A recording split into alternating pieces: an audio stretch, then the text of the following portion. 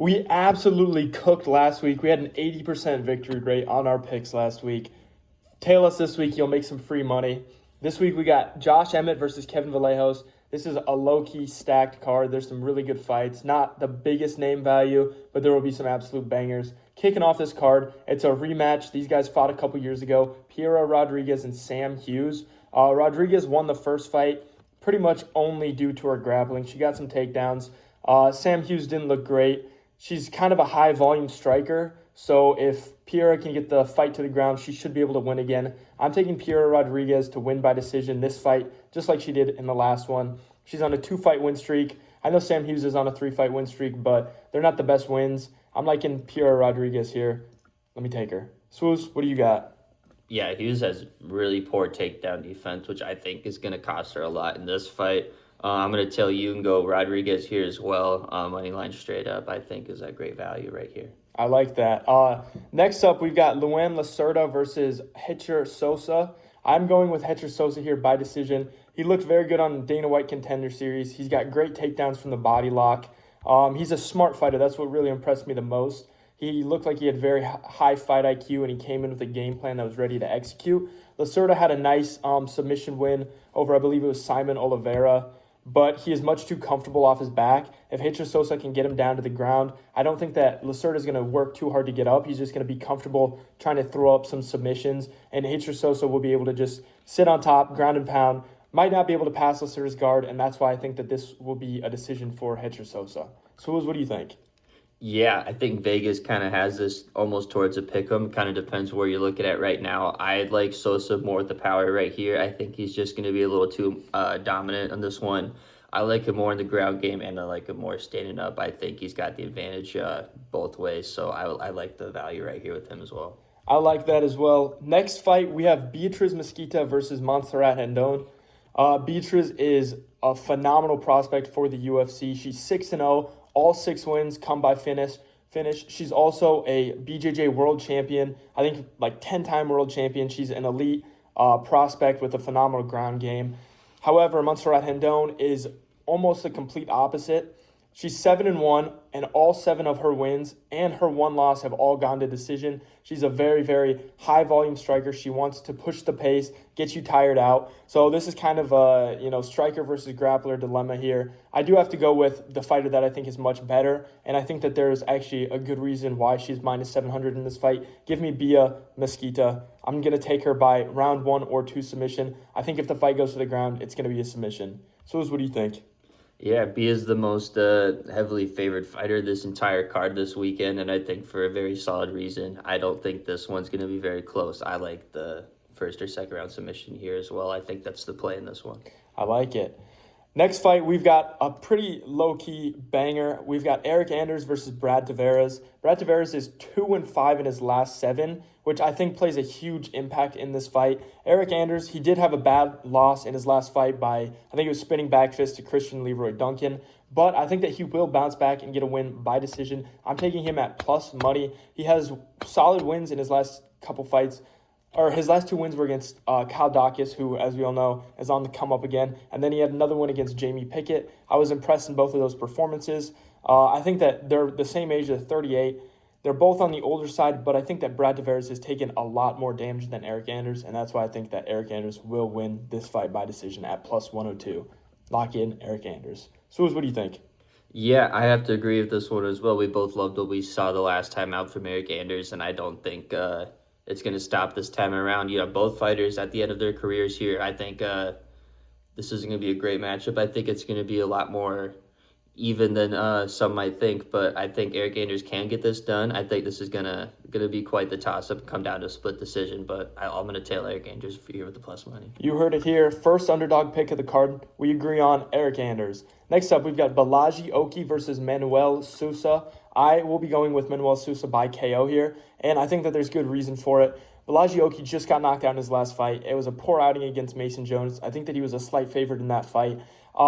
He also loves chaos. He'll rush in, throw some big shots, try to get in the pocket and throw. And that plays right into Manuel Sousa's game. He is a great counter striker, very clean, crisp, precise in the pocket. I think that Balaji Oki rushes in overextends on a right or left hand, and Manuel Sosa capitalizes with a flush shot down the middle. Let me take Manuel Sosa by knockout. Swools, what do you think here? Yeah, let's take Manuel Sosa in this one as well. I love the value here. I think the money's great. I'm going to tell you here as well. I love it. Next up, we've got Elijah Smith versus Yu Soo Young. I will be taking Elijah Smith by knockout here. I think there's going to be back-to-back knockouts on this card. Elijah Smith, he had that slam KO. It was absolutely vicious. He got caught in a triangle, which kind of plays into Yu Soo Young's game. He's a grappler, pretty solid submission game. So I think that there's a chance that Yu Soo Young catches Elijah Smith in like an armbar or a triangle off of his back. But I've got to go with the more explosive, more athletic fighter in Elijah Smith. Yu Soo Young he was on the road to UFC. I know Swools will have a good take on this. He hasn't fought the best fighters.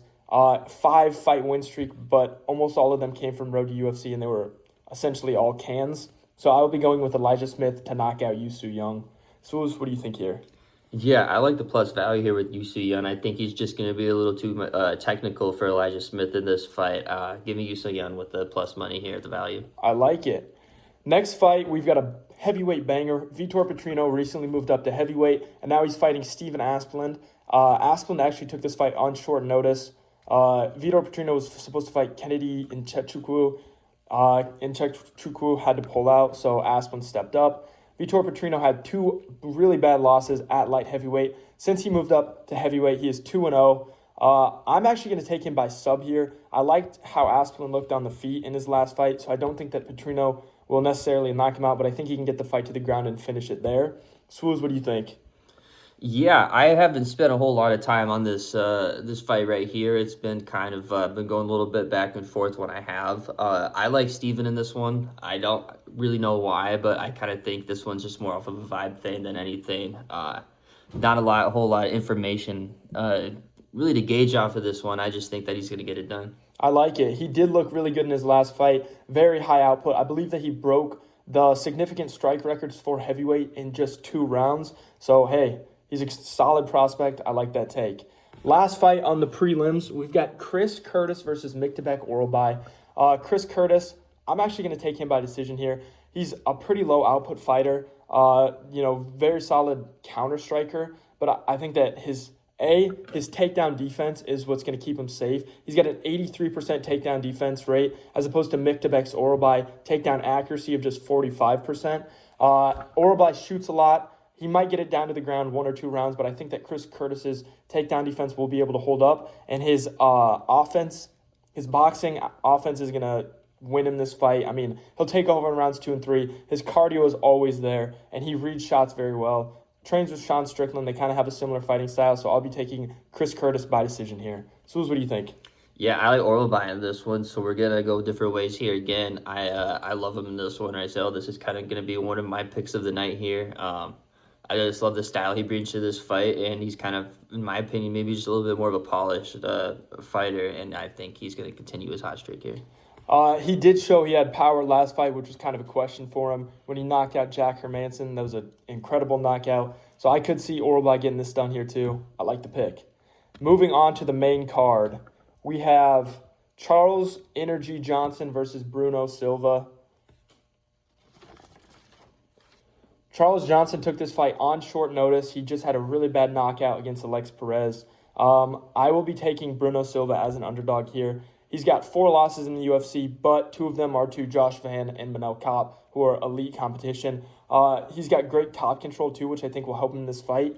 Charles Johnson is a high output fighter. He wants to take it into deep waters. That's what he did against Loner Kavanaugh. That's what he did against Josh Van. That's how he got the knockouts. But I don't think that will play as much of a factor if Bruno Silva can take him down and hold him down. That's what I think he'll do. So give me Bruno Silva by decision. Swooze? Yeah, I like Bruno in this one as well. I think this one could have the potential to be kind of a boring fight. I think it's going to be a lot of time control, and I like Bruno this one more.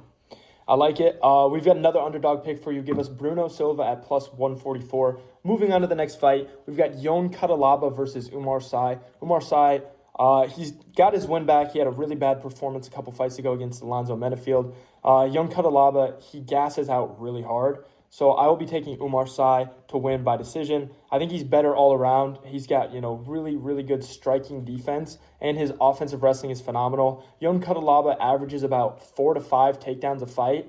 But Umar Sy has never been taken down in the UFC. He has a 100% takedown defense rate. So I will be rocking with Umar Sy. I think that there's a chance he gets a KO in round 2. Other than that, I'll be rocking with him by decision.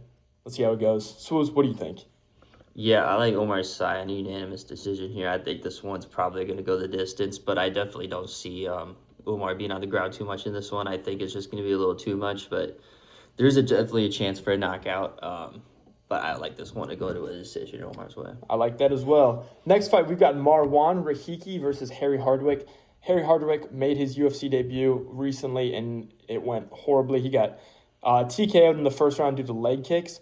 Marwan Rahiki was hyped up all Dana White Contender Series as, the next big fighter in the UFC. He came out, was wild, did not look great, almost got knocked out, but he managed the storm, came back, won the fight by KO. He's a better striker, but he is wild. I think that he will win by knockout in the first round. There is a chance that Harry Hardwick, weathers the storm, makes it into the second and third round, and manages to take this to decision. But I still think that if it goes to decision, Rahiki will win. Swooz, what do you got?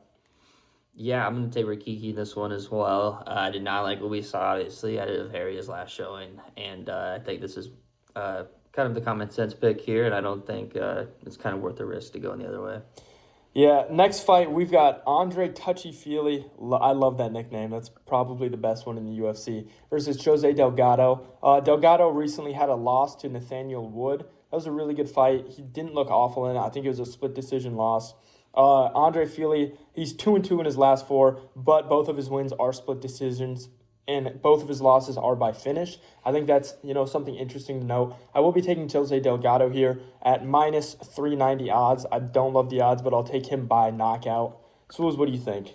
Yeah, I think Jose Delgado is just going to be a little too much for the old man here as well.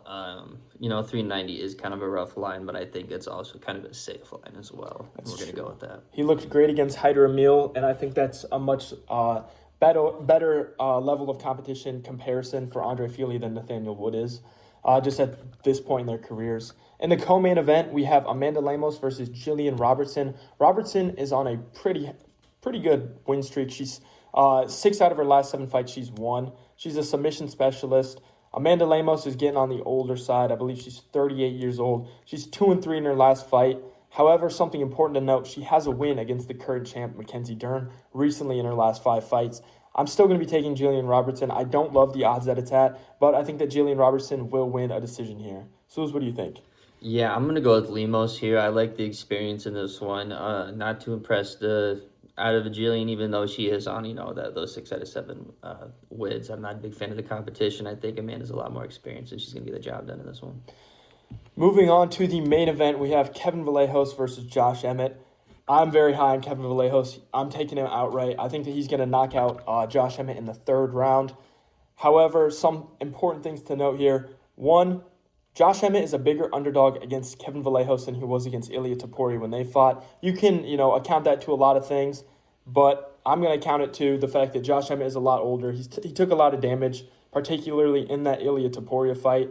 And Kevin Vallejos, everyone's very high on him right now. His only loss is to John Silva. Even that was John Silva's closest fight other than Diego Lopez, who he lost to. And the other thing is Josh Emmett has power.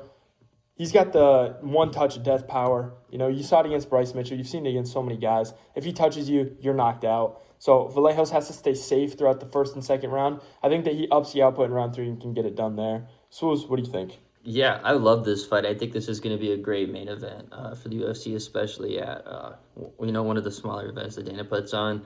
I do like Vallejos here a lot, but I don't know if I'd be touching this pick at all. I think the value is on Emmett here, at least for this fight to go to the distance. But I'm going to have to take Vallejos here straight up.